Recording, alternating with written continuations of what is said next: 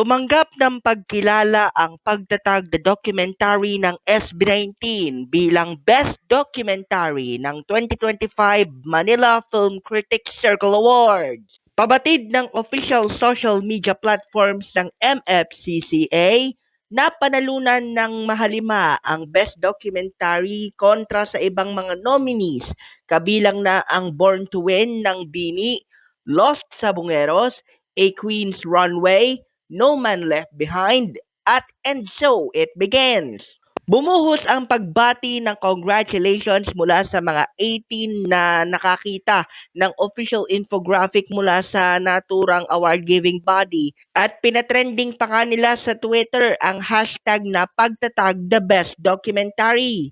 Proud din sila sa buong production team dahil ng kanilang hindi matatawarang pagod at pagiging groundbreaking ng nasabing obra maestra. Nagpaabot din ng pasasalamat si Director Jed Regala sa mga opisyales ng MFCCA dahil ng kanilang iginawad na pagkilala. Ayon kay Regala, hindi siya makapaniwala at pinasasalamatan niya ang may kapal para sa naturang biyaya. At inaalay ng First Light Studios, 1Z Entertainment at SB19 ang pagkilala sa lahat ng mga naniniwala sa kapangyarihan ng OPM, Philippine Pop at musikang Pilipino sa kabuuan.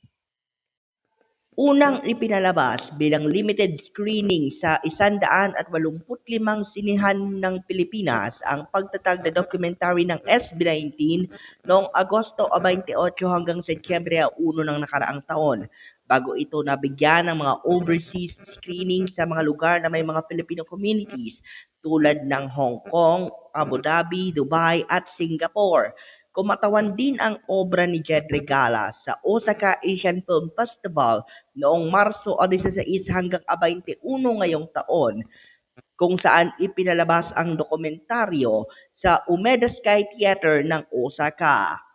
Ang pagtatag na documentary din ang itinuturing bilang best grossing documentary ng Pilipinas sa modernong kasaysayan nito.